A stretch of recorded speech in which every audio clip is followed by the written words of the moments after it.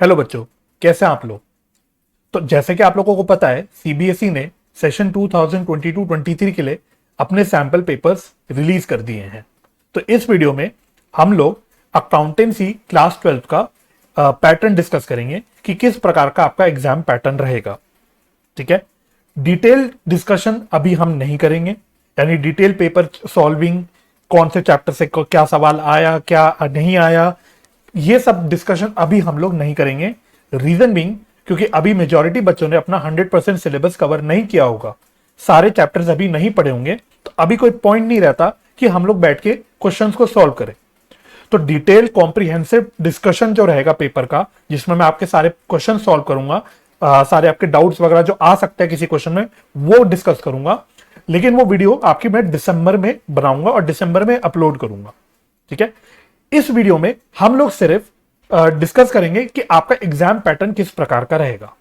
तो मैं आप लोगों को एडवाइस करूंगा कि आप लोग अपने अकाउंट्स के रजिस्टर्स में या कोई भी कहीं पे एक रजिस्टर में इसको साफ साफ नोट कर लेना, जो सारी नोटिंग मैंने यहां पे करा रखी है।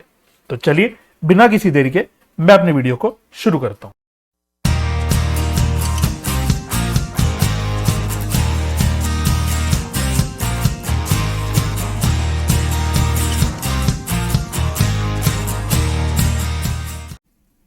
तो जैसे कि आप लोगों को पता है, आपका जो पूरा अकाउंट्स का पेपर होता है वो दो पार्ट्स में डिवाइडेड होता है। एक है पार्ट ए और दूसरा है आपका पार्ट बी। पार्ट ए की वैसे टोटल वेटेज रहती है 60 मार्क्स की और पार्ट बी की टोटल वेटेज रहती है 20 मार्क्स की। तो टोटल आपका जो 3 घंटे का पेपर होता है वो होता है 80 मार्क्स का। रिमेनिंग 20 मार्क्स आपके इंटरनल के होते हैं, जो कि हम लोग अभी डिस्कस नहीं करेंगे। हम लोग सिर्फ ये 80 मार्क्स के पेपर के बारे में डिस्कस करेंगे, जो बेसिकली आपके बोर्ड एग्जाम्स होंगे। तो पार्ट ए में आपके जो टॉपिक्स कवर्ड होते हैं वो होते हैं partnership accounts and company accounts. और पार्ट बी में आपको चॉइस मिलती है, या तो आप एनालिसिस ऑफ फाइनेंशियल स्टेटमेंट्स कर सकते हो या फिर आप कंप्यूटराइज्ड अकाउंटिंग कर सकते हो। ठीक है, तो पार्ट ए कंपलसरी है, उसमें आपको पार्टनरशिप एंड कंपनी अकाउंट्स पढ़ना ही पढ़ना है, कोई वहां पे चॉइस नहीं है। लेकिन पार्ट बी में आपको चॉइस मिलती है एनालिसिस ऑफ फाइनेंशियल स्टेटमेंट्स या कंप्यूटराइज्ड अकाउंटिंग। एंड मेजॉरिटी बच्चे I think analysis of financial statements ही पढ़ते हैं। तो अगर मैं सबसे पहले पार्ट ए की बात करूं, जो आपका टोटल 60 मार्क्स का है, उसकी डिस्कशन करूं, तो इसमें टोटल नंबर ऑफ क्वेश्चन आप देखोगे वो है 26 क्वेश्चन। तो 60 मार्क्स के जो आपके वेटेज है पार्ट ए की, वो डिवाइडेड है टोटल 26 क्वेश्चन में।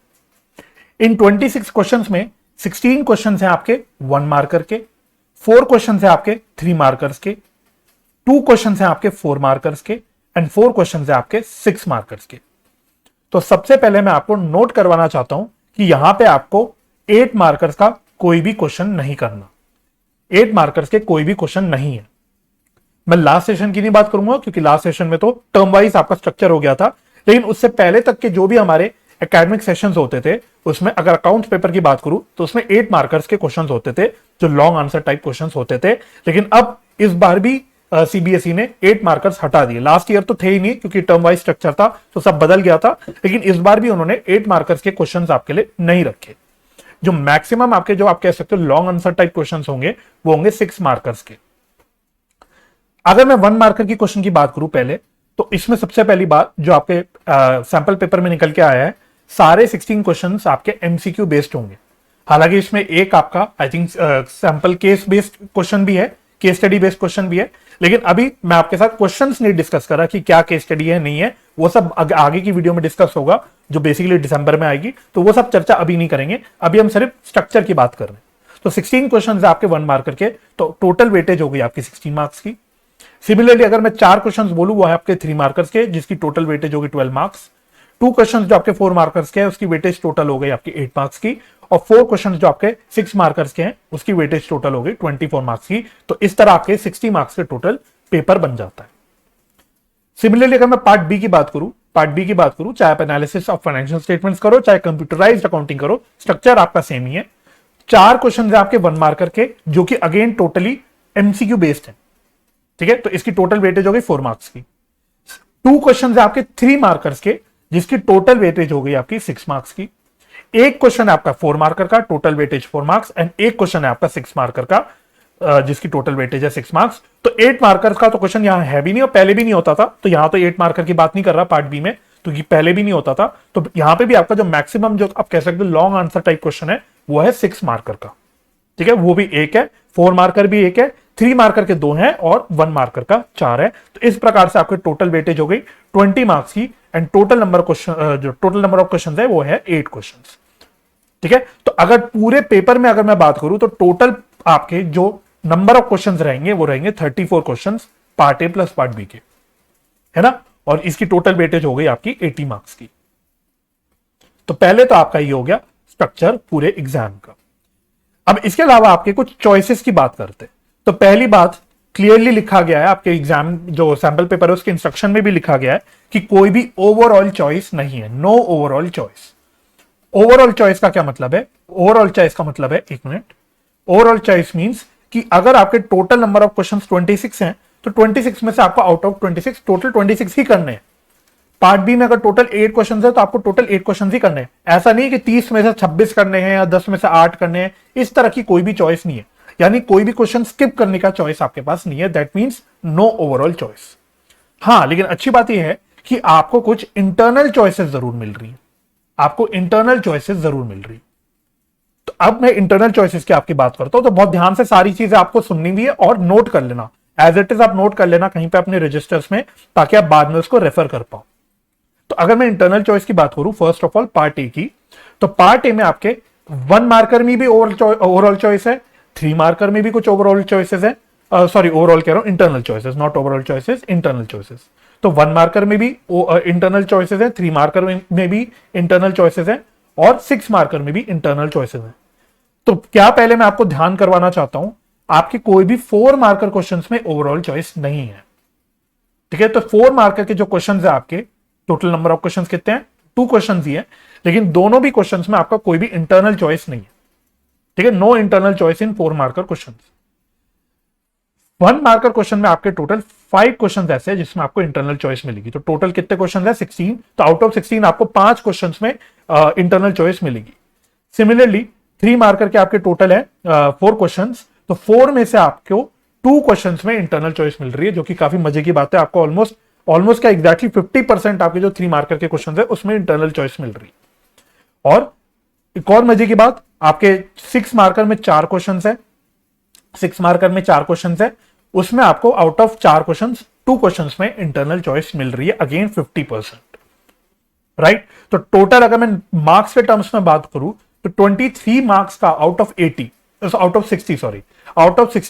23 मार्क्स के आपके जो क्वेश्चन है उसमें आपको इंटरनल चॉइस मिल रही है, और टोटल नंबर ऑफ क्वेश्चन जिसमें आपको इंटरनल चॉइस मिल रही है वो है 9, ठीक है। तो आउट ऑफ 26 क्वेश्चन 9 क्वेश्चन में आपको इंटरनल चॉइस मिलने वाली है।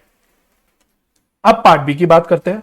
तो पार्ट बी में आपको 1 मार्कर के क्वेश्चन में इंटरनल चॉइस मिल रहा है, 4 मार्कर के क्वेश्चन में इंटरनल चॉइस मिल रहा है। ध्यान देने वाली बात क्या है कोई भी 6 मार्क के क्वेश्चन में आपको इंटरनल चॉइस नहीं मिल रहा।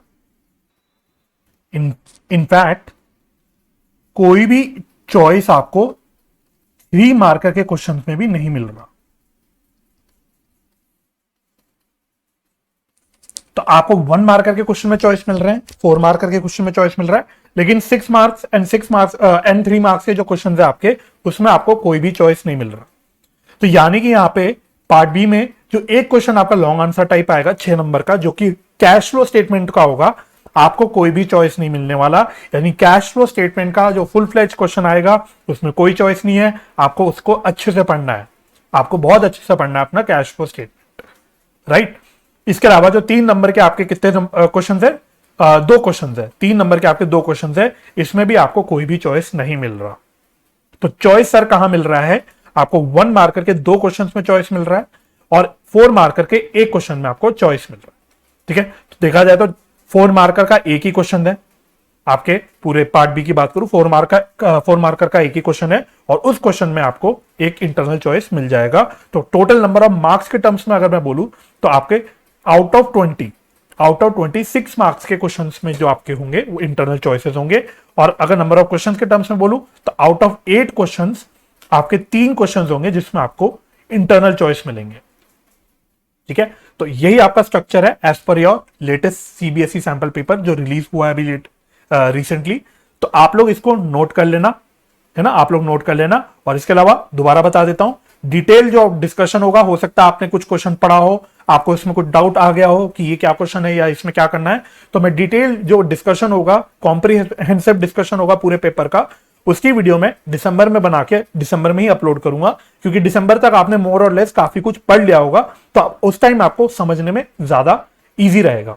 क्योंकि अभी अगर आपको कोई चैप्टर आपने नहीं पढ़ा है, उसका आप क्वेश्चन डिस्कस कर लूंगा, तो आपको भी उसका कोई यूज नहीं रहेगा। इसलिए मैं दिसंबर के आसपास कभी, जब मुझे लगेगा कि सही टाइम है आप वीडियो बनाने का, उस टाइम में वीडियो बना दूंगा और आपकी सहूलियत के लिए डाल दूंगा। तो आपको चिंता नहीं करनी। अगर कोई डाउट है आपको किसी क्वेश्चन में, तो वो डाउट आप अपना कहीं नोट करके रख लेना। मैं काफी कॉन्फिडेंट हूं, वंस मेरी वीडियो आ जाएगी, मेरी वीडियो देखने के बाद आपको कोई भी डाउट नहीं रहेगा। राइट? तो मैं उम्मीद करता हूं इस वीडियो से आपको कुछ क्लैरिटी मिली होगी कि, और आपको एक ओवरऑल स्ट्रक्चर समझ आ गया होगा कि आपका एग्जाम का क्या स्ट्रक्चर रहने वाला है। राइट? तो अगर ये वीडियो आपको हेल्पफुल लगी तो इसको लाइक और शेयर जरूर कीजिएगा। अगर आपके कुछ डाउट रह गए हैं इस पे, तो आप कमेंट भी कर सकते हैं।